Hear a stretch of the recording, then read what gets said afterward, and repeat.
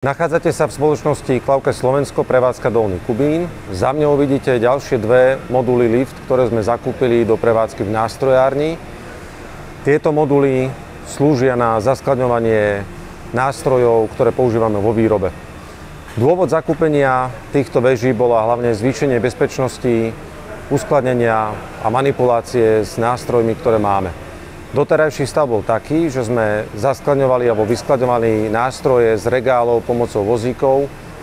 Systém za mňou umožňuje naskladniť a vyskladniť takisto nástroje bez nejakej väčšej námahy, nakoľko veľa políc má guličkové ložiska a odľahčuje to potom manipuláciu s tým bremenom. Ďalším dôvodom zakúpenia týchto modúl je ten, že sme znížili plochu zaskladnenia materiálu. To, čo máme, alebo mali sme zaskladnené v 6 regáloch, momentálne máme všetko zaskladnené v 2 vežiach.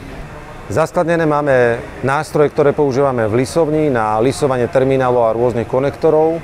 Váha je od 5 kg do 350 kg, takže manipulácia s nimi niekedy býva naozaj namáhavá. Z toho dôvodu tá manipulácia, ktorá je teraz urobená z vozíka priamo na policu, nám dáva tú výhodu, že nemusíme nič dvíhať ani tlačiť. Všetko je veľmi jednoduché. Zakúpením moduli lift sme nezrýchlili zaskladňovanie alebo vyskladňovanie nástrojov, ale zvýšila sa bezpečnosť. Z toho dôvodu ten benefit je naozaj veľký. Naskladňovaním a vyskladňovaním, zvýšením bezpečnosti sme splnili aj podmienky stratégie spoločnosti Emerson.